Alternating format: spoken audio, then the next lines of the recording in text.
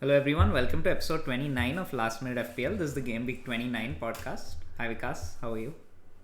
Doing well. How are you, Shashank? We're Good. heading into a blank game week. So a lot of different strategies starting to come into play here. I think both of us are probably going on similar ones, but let's dive in and find out, starting with last week. Yeah, and I think after this week there is an international break and then there are FA Cup games. So there'll be a long break from FPL after this. So I'm actually looking forward to that downtime after an intense few weeks. Cool. We'll start with last week's points.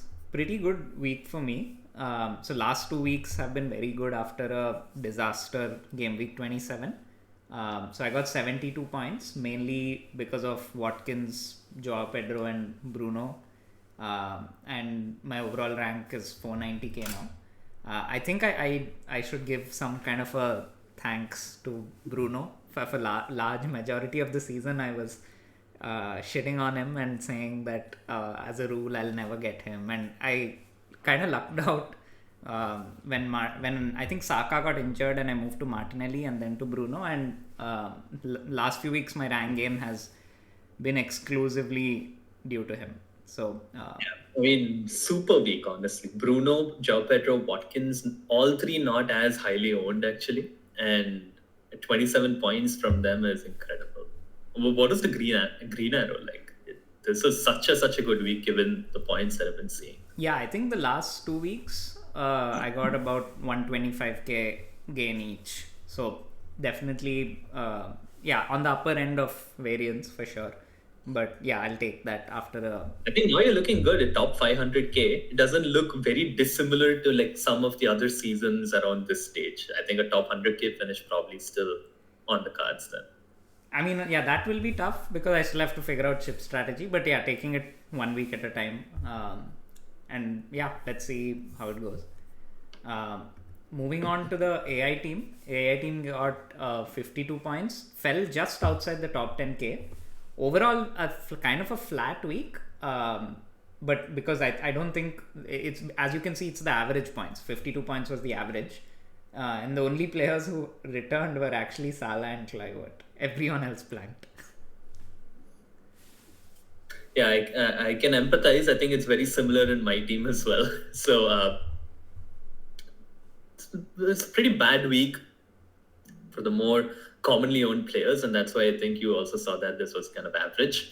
It did have a lot of the popular players, the AI team, Mbomo, Isaac, Vissa as well. You know, a lot of managers having Vissa, and the defenders all blanking did not help either. Uh, Unlucky with Joao Pedro on the bench. Maybe that was like a tough call, but given how Vissa is kind of the compete there, I don't think that is a very bad decision either. Yeah. I mean, okay, so far, I mean, being around the 10k mark is still pretty good at this stage of the season, and it looks decent going into the blank game week, and we'll come to that when we see the teams. Moving on to your team, so you actually got 53 points, But I and did take a hit, so I think yeah, real, you know, makes real sense. terms, it's 49. Uh, the immediate thing, the immediate mistake was I got Kirkes in for a hit but didn't play him. Did end up a late switch to start Robinson over Kirkes because I just thought that the Brighton fixture was a bit better than Spurs. Kirkes did get an assist that would have probably helped at least get me towards the average points for the week. Beyond that, pretty abysmal in terms of the week itself. I think Kluivert, Salah, maybe Timber, if you can count Timber. That's it. Pretty much like almost every other team. And this is kind of the worry that I had, which was, after a bad start, distributing the Haaland funds and then just become the same as everyone else. Looking at my team now, especially with the lack of forward options, I just don't see the differentiation. I think I'll probably. It's very hard to get out of that average points gravity, essentially. Yeah, I think, I mean, with 9 or 10 weeks left, I think it's time to just start making some plays that and just have fun, basically. Go with your gut and make some brave Yeah. calls. Yeah. Cool. I do have some few potential moves for this week. One is definitely veering on the more dangerous side, whereas the other one could also potentially be on the dangerous side, but on paper maybe safer. Yeah, I also have two very different uh, potential transfers. I have three transfers saved, and yeah, we'll talk about it when we get to it. Let's take a look at the mini league standings now. So yeah, I think AI team still first with 52 points. A pretty quiet week overall. Not too much changed in terms of the standings. Um, yeah, and Alan Evans did cross Conte Kante, a second bad week for Conte Kante. And you can see that Sampath is steadily catching the top three. He's gained 20 points over Conte Kante and over 10 points over the top two each. Yeah, it's getting pretty tight now at the top end. I think that makes it very interesting as we're coming towards the chip season and the finish line. At the bottom of the table, I slipped further into 33rd, firmly in the relegation spots now, pretty much. Uh, the battle to 25th looks harder and harder with each passing week, but we're still going to try for that. Although 25th, Joe Daly got 11 points this game week. I wonder if it was like a very high hit and he forgot to play the wild card or what's going on there, but that's like a very... No, it's actually 31 points with a minus 20. Oh, so... wow. I guess setting up for the blank game week. Yeah, potentially. But 31 is also quite a bit of a disaster. Like basically no Salah, I guess. Yeah, I did notice it's like a triple. So Joe Daly plays with Haaland, Doku, and Guardiola, which could be very fruitful this week, but definitely had an impact. Interesting. Yeah, and my team is firmly in the mid-table, 17th now. And yeah, I mean, but very tight. Like I think 11th to 17th is not much difference. We'll see how it goes as the weeks progress. And we have a very good representation here in terms of the AI team at the top, relegation battle, and a mid-table battle. So a lot of varied viewpoints put forward here. Yeah, mid-table mediocrity is where I'll represent the podcast. But yeah, let's look at some of the last week's games. I think some interesting games for sure. I can talk about the United Arsenal game. Maybe not as relevant FPL wise, but from an Arsenal point of view, they looked quite shaky. United should have actually won it. Bruno had a chance right at the end, which would have sealed the 3 points. And for a title challenging team, I don't think Arsenal's there yet. I know they've had their injuries, but yeah, it looks like all their eggs are in the Champions League basket now. They did make it to the quarters. So yeah, I don't know how much we can rely on them for the rest of the season. Agree. Yeah, I think maybe defense is still probably good, but they are really missing a little bit of that attacking edge, which makes Arsenal a tempting team, even an attack. However, with Saka, eventually probably coming back, I think that's when they might become interesting again, especially for those who want to go a bit different or want to jump early and get some points.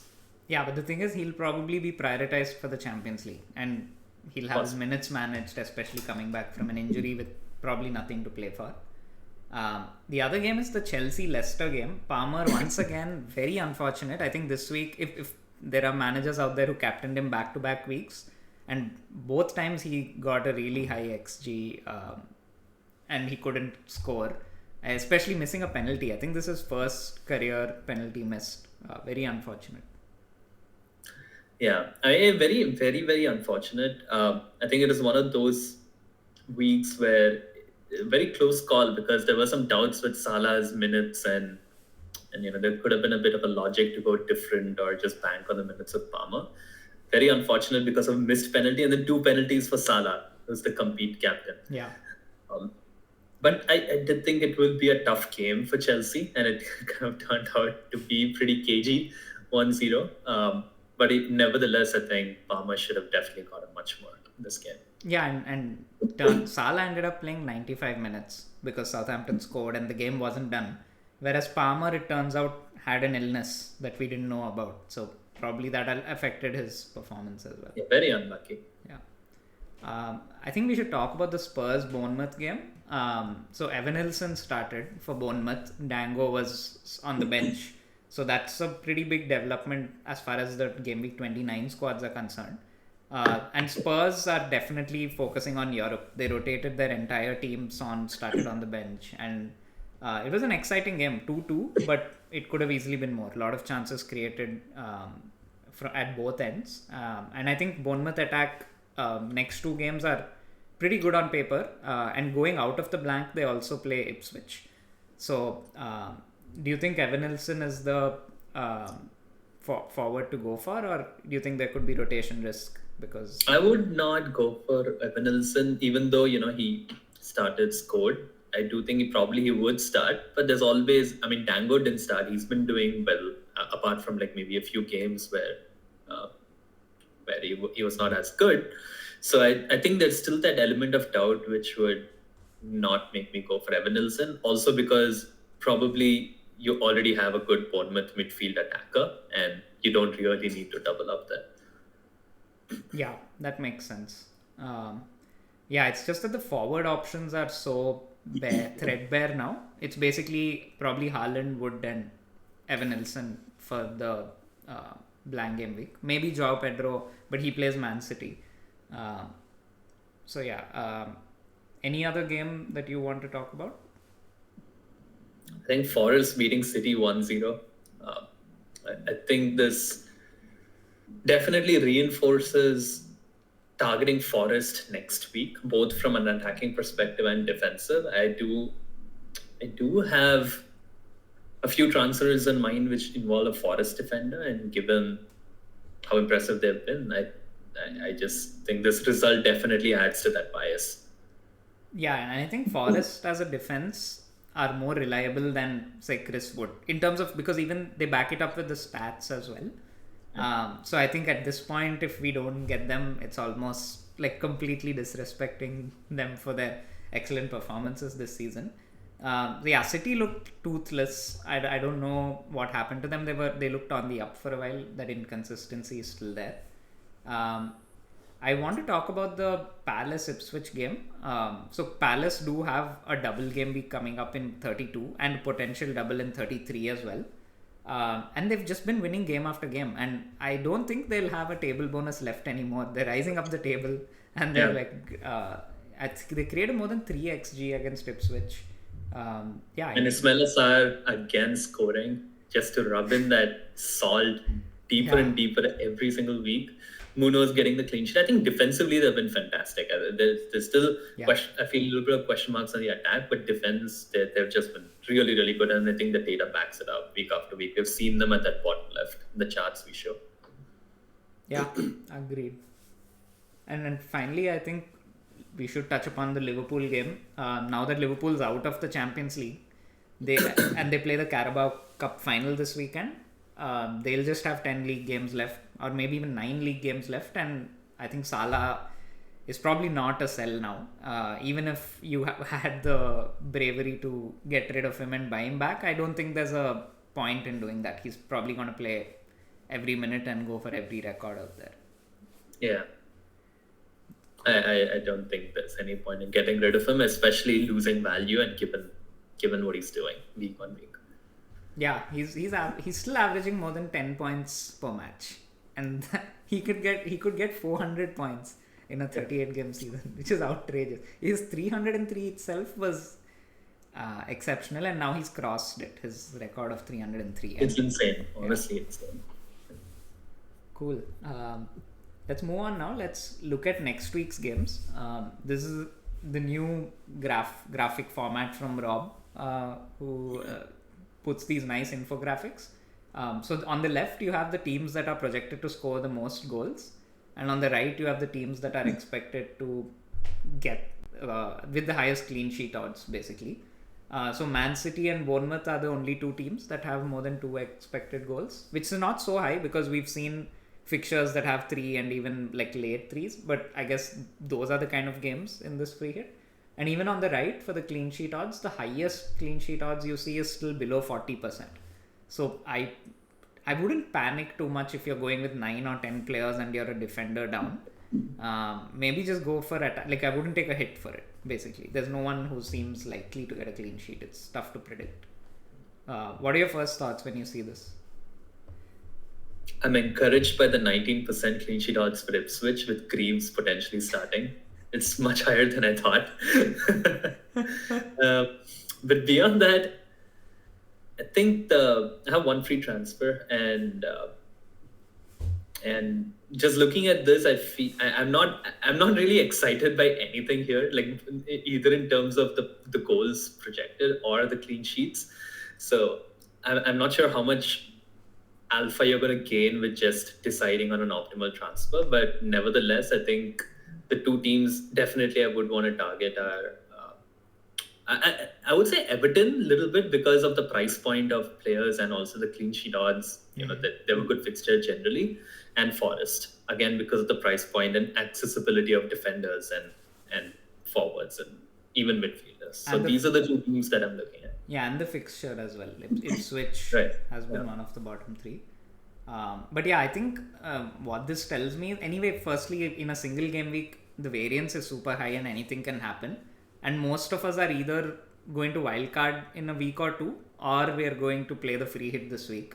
And in both cases, it's almost like there's not too much to lose. So if your gut is telling you to go with someone and there's not much in it, there are higher chances of that working out. Like I feel the City, Brighton, and the Bournemouth, Brentford definitely. I feel like I can't predict those fixtures as well. Yeah, it definitely looks trickier than what's projected here, just from an intuitive perspective. I don't trust Man United against Leicester. I don't trust Fulham or Tottenham because Fulham have been in bad form. I mean, they're not in good form at the moment. So really just look at Arsenal not in great form again. Chelsea not in great form. So again, I don't know what to expect of that fixture. I think the two teams I do feel reasonably comfortable about really are just Forest and Everton. That's it. Yeah, I think most of these games are very tough to predict, which is, I mean, and it shows in the projected goals, right? Like no one is expected to win it so comfortably. Yeah, I think maybe I would be a little confident in Bournemouth attack because Brighton have been terrible away from home, and in the previous game they didn't even score while playing at home. Like their form has kind of dropped off a cliff. And yeah, Fulham Tottenham I think is very tough to predict. Most managers don't own anyone from those teams. City Brighton is the one that is very tough for me to. Yeah. It could easily be 1-0 to Brighton or like 4-0 to City. And I don't know how much stock to place in players like Haaland or Guardiola, for example. So that's a tricky one. United Leicester, yeah, I think United's attack is terrible. Seeing 1.8 XG is very sus for me. Defense is okay. Maybe they'll scam a clean sheet against Leicester if Leicester are toothless. But United's attack is, although they did look good in the Europa League today, they were coherent. They scored 4 goals. Bruno got a hat trick, which is incredible. But yeah, I don't. I wouldn't place too much. I wouldn't bring anyone apart from Bruno. Let's put it that way. Yeah. Cool.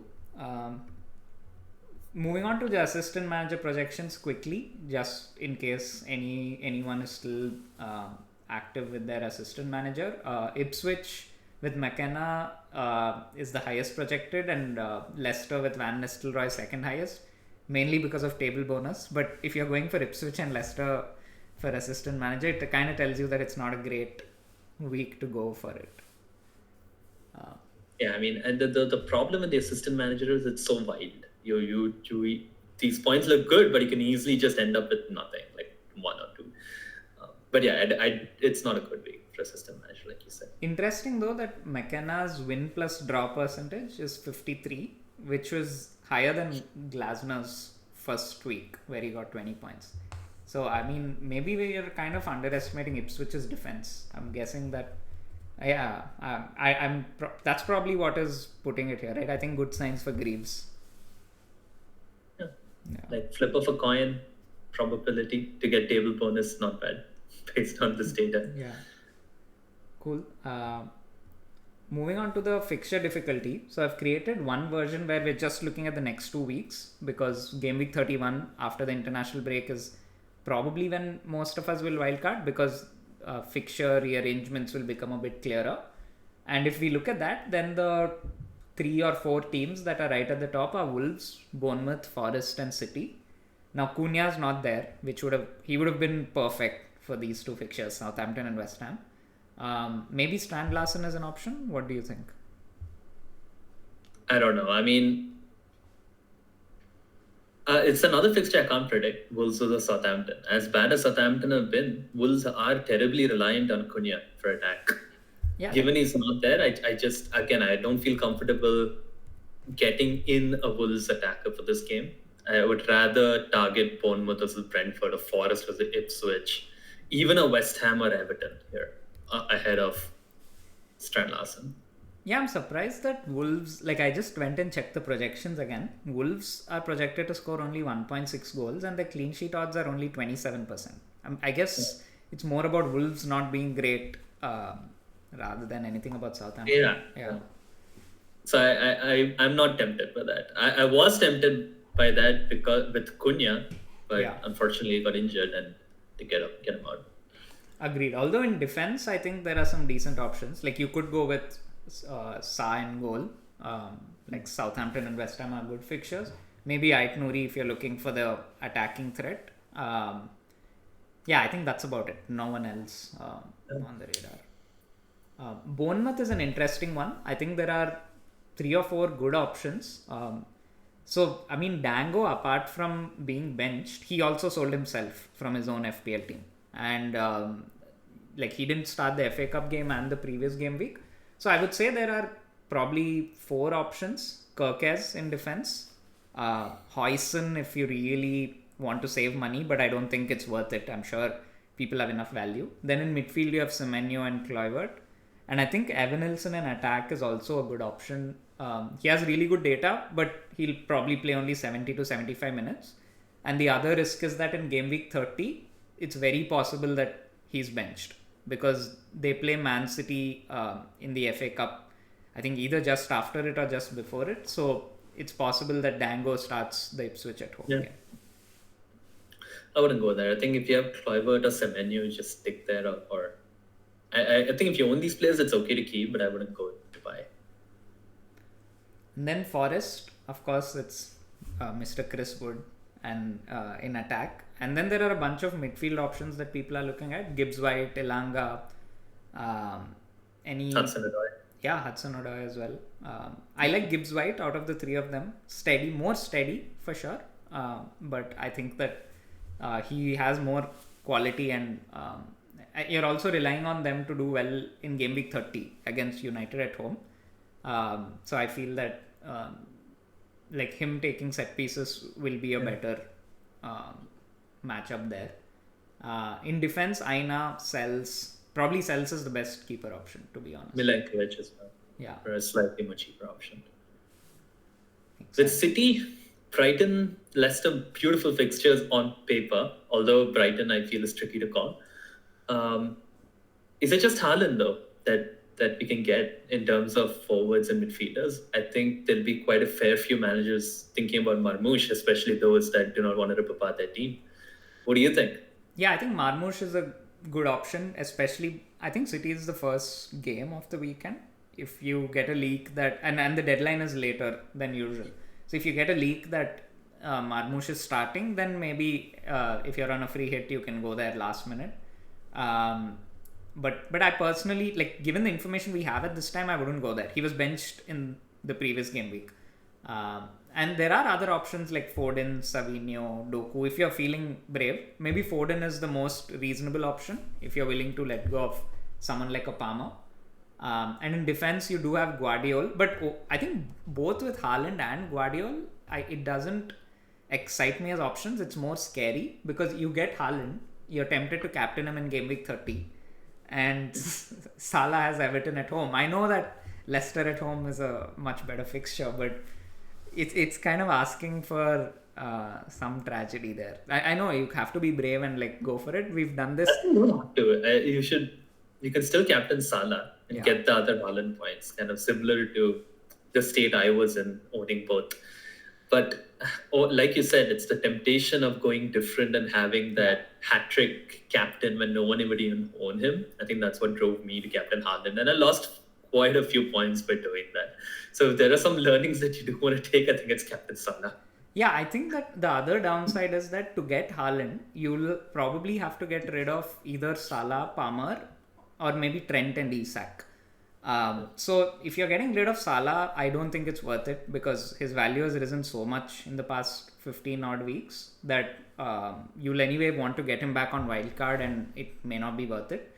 If you're getting rid of Palmer, you're losing a player who's playing in game week 29. So you're probably going to play someone like a Greaves.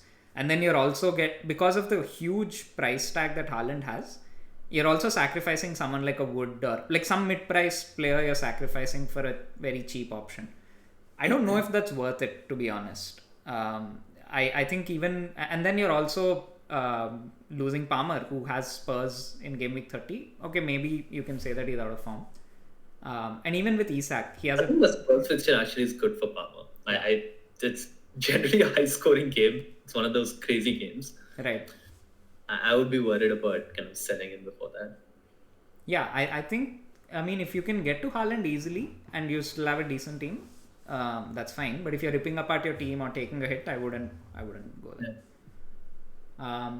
But yeah, I think that's about it really. Like in terms of obviously good fixtures, there are some pros and cons to other options. Like West Ham haven't looked that great in attack, but Bowen is a good option, decent fixtures.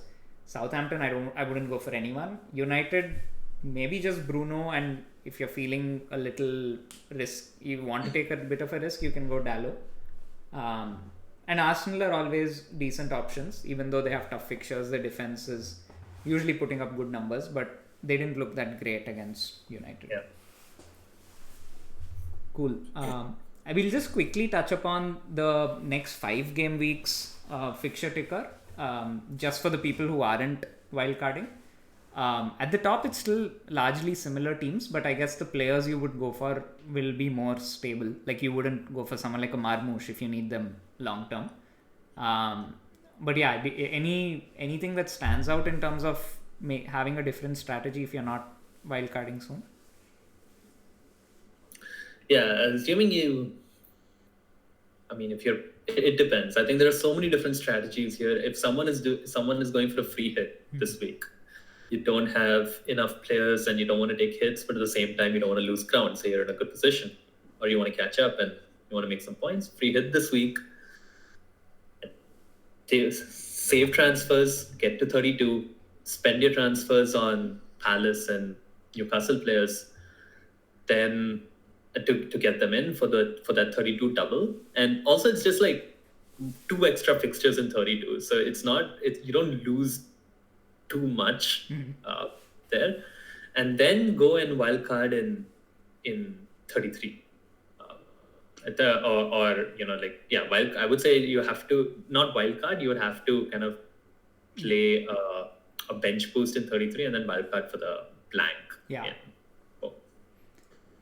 Yeah, I think it really depends on how the fixtures fall, which we'll know more about after game week 30. So yeah, I think we'll definitely discuss it in detail then. But I don't think it's a must to play.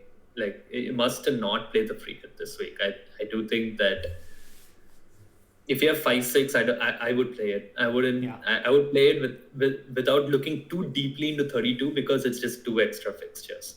Yeah. And with a lot of players almost every week getting 2 points or like 3 points, maybe it's like 10 points out of which you can make up 5 through free transfers between now and then.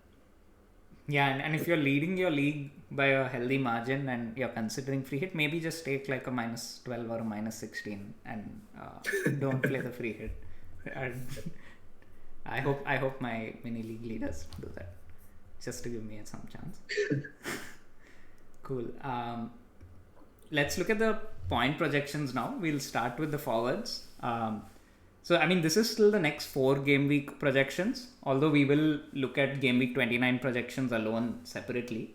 So, in terms of forwards, Wood, Joao Pedro and Haaland are the 3 highest projected forwards.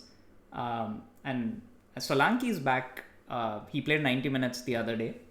He's fifth on this list. Isak's still in there, even though he has a blank.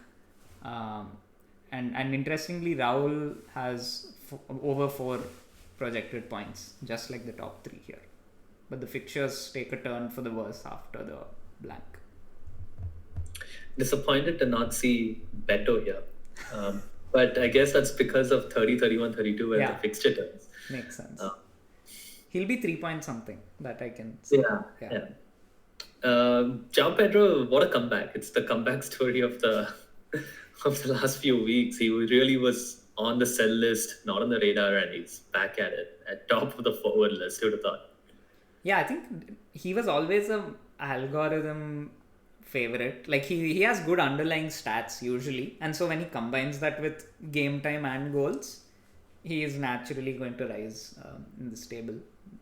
But yeah, I think Wood is the favorite striker for this week at least. Agreed. Wood, probably. I mean, it has to be Haaland from a human perspective, but yeah, Haaland, and maybe if Evan Nilsson starts, Evan Nilsson. Makes sense. Cool.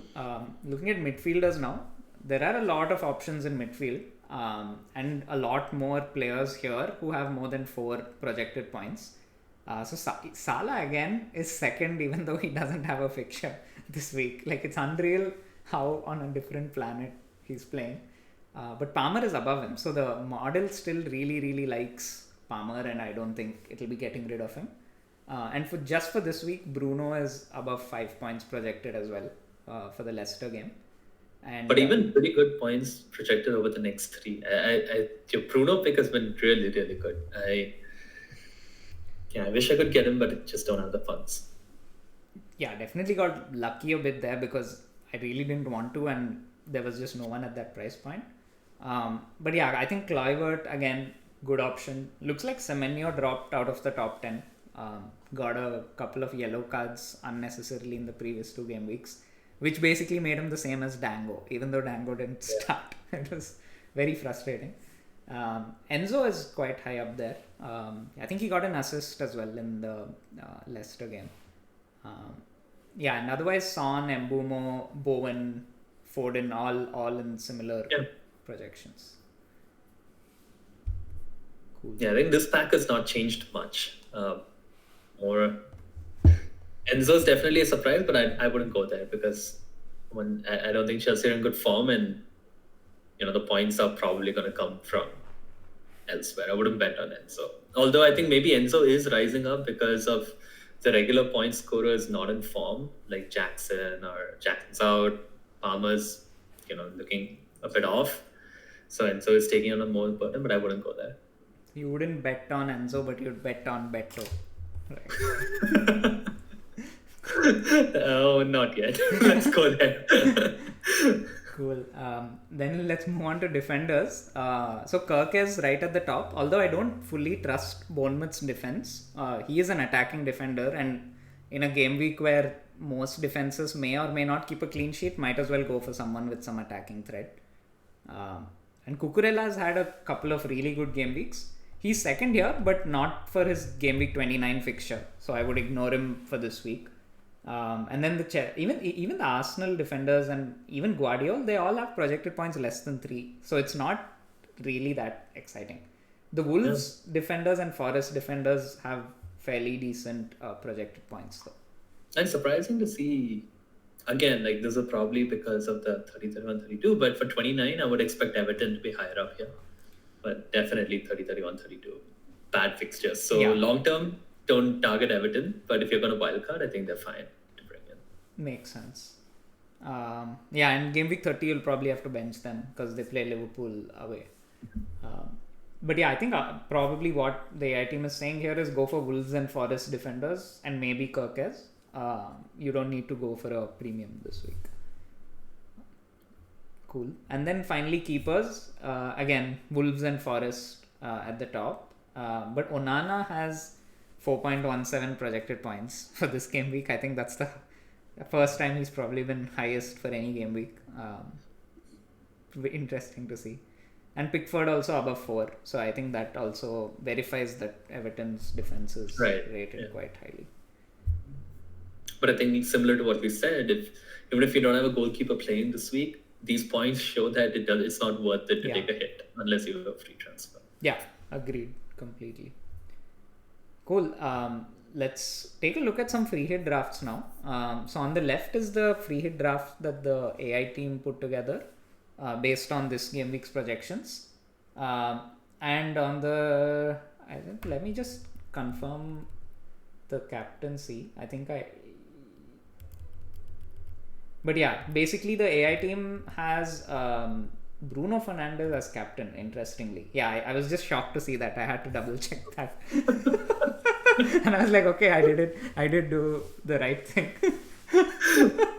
Yeah, so Bruno, Haaland and Palmer are starting as the premiums probably. And then you have Wood, Kluivert, Bowen. I think even Bowen is probably, there are 3 or 4 players in the similar point projection range like Mbumo and even Son. But Bowen is the one probably just edging it out. And then Joao Pedro is an attack against the City defense. And then in defense, it's double Wolves with Aitnouri and Semedo. And then Neco Williams playing against Ipswich and Onana. Onana in keeping and Bruno captain. I think I've influenced the AI team to become a United fan. It doesn't sound bad. Bruno's in form. Leicester is United probably have the best fixture. Underrated captain option, honestly. Like versus Chris Wood is the alternative. Although Wood's in form, but Bruno's in form too, and he's a midfielder. It's always more exciting to captain a midfielder. Clearly, see the AI team loves penalty takers. The attacking 7 are all penalty takers, and probably kind of like the key players in each team. Yeah, probably pushes up their projected points a bit because there's some probability of getting penalties. And Palmer is the vice captain, even though he's playing against Arsenal away. And there's no Haaland, like no vice captain on Haaland, which is very interesting. Haaland's in the team. He's in but the Wood team, is not liked by models typically. Right. So. Yeah. I think it's also because they're forwards. So if it's comparable to midfielders tend to get higher projected points. So the forward's fixture should be significantly better for it to pick a forward. If it's comparable, it's usually the midfielders. Makes sense. And then on the right, I put together a team. I'm not completely sold on Arsenal defense. You can easily make that Forest or Wolves players. But currently I have Raya in goal, Gabriel, Aina and Aitnouri in defense. So covering Wolves and Forest. But I think I would at least go with Gabriel. At least one Arsenal defender. And then in midfield, I have a similar midfield. But Bruno, Kluivert, Mbumo and Bowen. Probably I would place Semenyo over Bowen maybe. Because Everton defense is pretty good and West Ham have not been so great. And then in attack, I have Haaland, Evanilson and Wood. With Haaland as the captain. I mean, if you're having Haaland for this week, might as well go for it. Such a quality player, you should just go for it. And on the bench, I have Semenyo, Neco Williams and Semedo. Bit of a tough game week to be sure of these players returning, but I think it should be better than last season when we all got like 15, 16 points in a free hit. Yeah, especially, it's very dangerous. If Haaland goes off, then very dicey for people who, especially there's no Salah to cover. That's a very dicey situation. Any changes you would make to the second team here? Evanilson. Probably I wouldn't have Evanilson. We'll go maybe Joao Pedro or maybe even a Vissa over Evanilson. But that's about it, really. Maybe a Guardiola to back. Makes sense. Yeah, I think Guardiola is a good shout. Makes sense. Cool. Now let's look at our teams for the next week. We'll start with the AI team. So there are 2 routes that the AI team can take. It has 2 free transfers. Currently, the midfield is packed. So it has Mbumo, Palmer, Bowen and Kluivert. And Salah is not going to be sold. So there's not going to be a midfield transfer. In defense, Pickford, Mikolenko and Greaves will have to play. So Greaves is in the starting 11 purely because of numbers. And in attack, Vissa and Joao Pedro have to play. So now there are 2 options. One is to keep Isak because of the value. and the fact that Isak does show up very highly in the forward projection still, and make 2 defender transfers. So that would be selling Hall and maybe Trent, because Trent looks like he's injured for quite a few weeks, or it could be Virgil van Dijk also. So if it's forwards, then it would probably be getting Wood in, like if I'm getting rid of Isak. But if it's defenders, then it would be getting 1 Forest and 1 Wolves, or 2 Wolves, something like that. So there is a higher EV if you sell Isak, but there is an opportunity cost of having to get Isak back at 0.3 or 0.4 million more later. So that's, yeah. Is Trent, has there been news on Trent's injury? I've not been tracking that. They said something like he may come back before the end of the season, which is not a great thing. Okay, that's not what you want to hear. Yeah, I was hoping that because of the international break, we can hold him and see. But if they're speaking about it in such generic terms, then it should be okay to get rid of him and bring him back on the wild card if he looks like he's fit. Yeah, makes sense.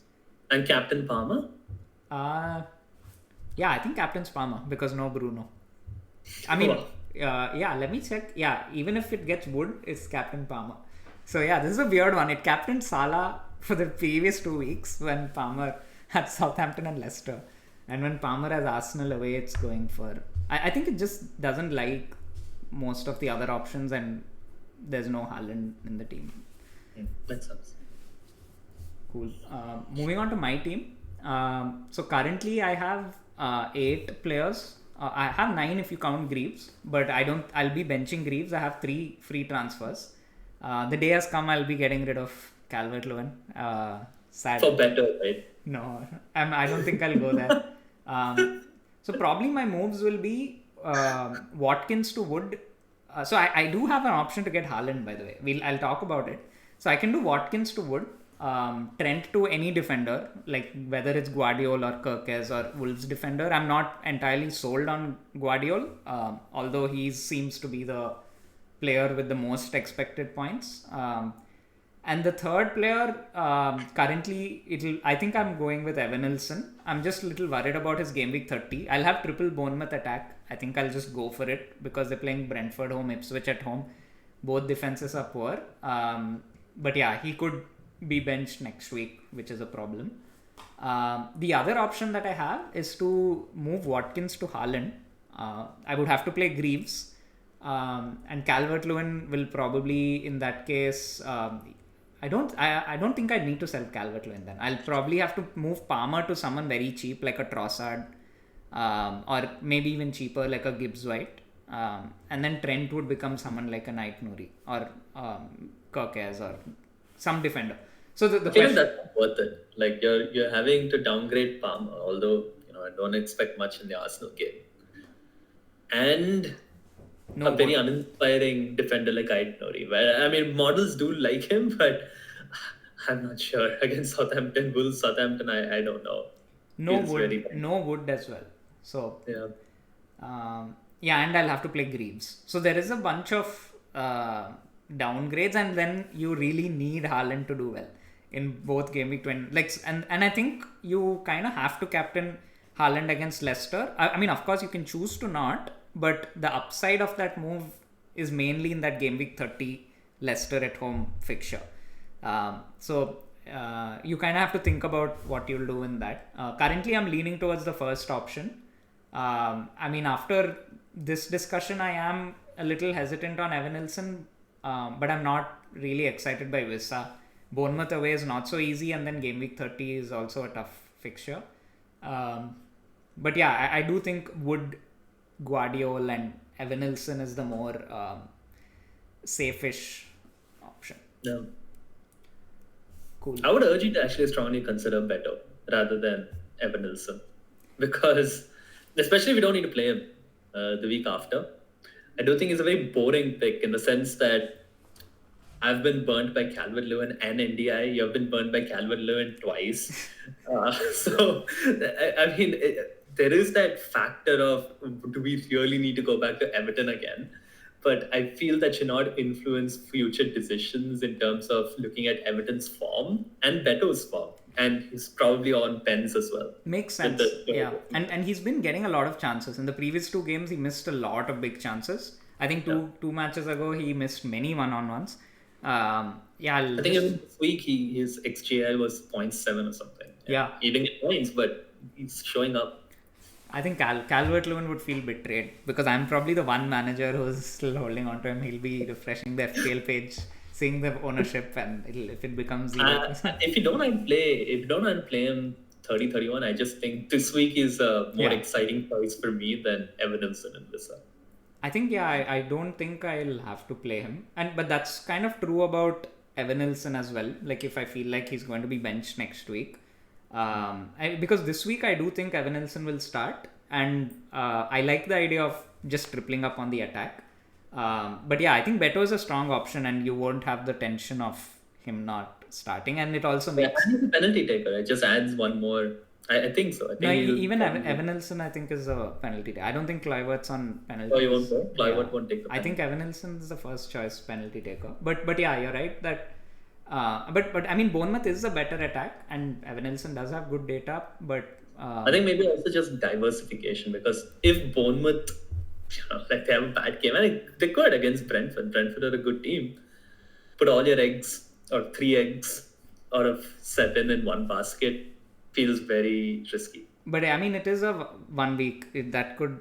Yeah. It's also like I will kind of cover all 3 attackers. But I mean, I see the merits of Beto. It is something I'll consider more strongly. I am very disappointed that I'm going to end up getting Wood. I really wish there was a way to not get him. I don't like the thought of. I think there are no options. Like you have to get him. It's either Wood or Haaland. Yeah. I mean, maybe I could do Beto and Evanilson instead of Wood. I do think Ipswich as a defense have gotten better week on week, and I don't think it'll be an easy game for Forest. But yeah, it feels stupid to bet against Chris Wood. But I do have Bruno captain, and I think I might stick to it. I put captaincy on him before he scored the hat-trick today, simply because I think Ipswich is a tricky game for Forest. I just, it's like my way of going back to hating on Bruno and United, because I think a few weeks of things working out, I have to find some way of bringing myself back to earth. But I do think that Bruno has been in really good form. He's entering the box late. Leicester's defense is poor. He's on set pieces, penalties, free kicks, and yeah, he's just playing really well. I think I don't think many people will captain him. It'll be a good differential option in a single one-off game week. I'll give you another idea worth considering. Maybe get rid of Trent, Virgil, and Watkins. Play 4 at the back, and get Guardiola, maybe an Aina. Both, Aina decent. Aina's Ipswich, even though you may not trust Forest attack, Aina probably good for clean sheets and maybe some attacking returns. Guardiola as well, and then get Wood because there's no one else. That way you avoid Vissa, Evanilson, Beto, and bank more in the defense. I just don't trust teams for clean sheets this week. I don't like the defensive likelihood of getting clean sheets, and I think it'll also kind of damage my team for next week. I don't want to over-index on defense. And I think Virgil is an okay hold for Everton at home next week. I would have loved to keep Trent, but he's not looking like he'll be fit for it. And I don't like the idea of Guardiola. I still think I might go for someone like an Aitnouri over Guardiola, even if I can afford him. But yeah, I do have to take game week 30 into consideration, where City have Leicester. So it's a little open, but currently I'm leaning towards no Haaland and Bruno captain, and just trying to go all in on Bournemouth and seeing how it goes. Cool. Moving on to your team. I have 2 options essentially here. I'm just considering 2 things. One is take no hit to NDI to Beto. Very simple. Seems sensible enough, just like what I said. I mean, the truth is I can only afford Beto. I have like 0.1 or 0.2 in the bank, or I think maybe 0. And it's just a straight swap, essentially. Downside here is Greaves. I have to play Greaves. Seems like this is a 1-pointer or at the maximum a 2-pointer, potentially 0. Don't really like that. Other option, a little more exciting, is take Trent out and take NDI out and get someone like Marmoush if he's starting. I don't know. I'm still have to think about it. And Aina. So that gives me a City attacker potentially and a Forest defender. Forest defender definitely preferred over an Ipswich defender. So it is a hit. It is -4, but that -4 covers 2 players who in my mind are not playing, Greaves and NDI. Yeah, I like that. I like that idea of Marmoush. I think that's the only thing where I think it could be worth the hit because he could have. But although Marmoush so far in every game he's played, he's blanked except for scoring a hat trick in the first half of the Newcastle game. So we still don't know what he's capable of, but on paper it's exciting still. I think it's just 2 weeks. That's what I'm thinking about. Like it's this week and then Leicester. So for 2 weeks, it's not as big as a risk as what it would be like, after a wild card or a long term. Agree. It's more of like dead ending the team. I agree with that. I think the only other thing I would check is the likelihood of him playing because he had an extended run in the team. And now we don't know if he's first choice because he was benched, and also there'll be FA Cup just around that Leicester game, and that's City's only chance of winning a trophy probably.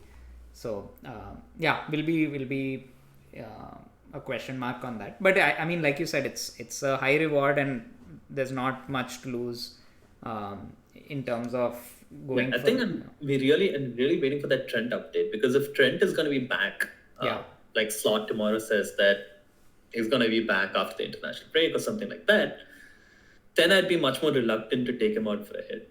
Then I would probably lean towards just getting better and calling it a day. Makes sense. Cool. I think, and Captain Wood? Very likely. Maybe Kluivert. Most likely Wood, yeah. Maybe Beto. I might do it. I might just do a Captain Beto. How many people in the game would be captaining Beto? Yeah, I think, also Beto didn't get an extended run like Calvert-Lewin and Endai did in the teams. So you need to get that holy trinity of injuries. Cool. I think that brings us to the end of this week's episode. We'll be back in probably a little over 2 weeks because the next deadline is April 1st. So enjoy the international break. Hopefully this game week gets you some green arrows and sets you up for the final part of the season. Any last words, Vikas? Yeah, wish everyone a good break and enjoy your time, and we'll see you next time.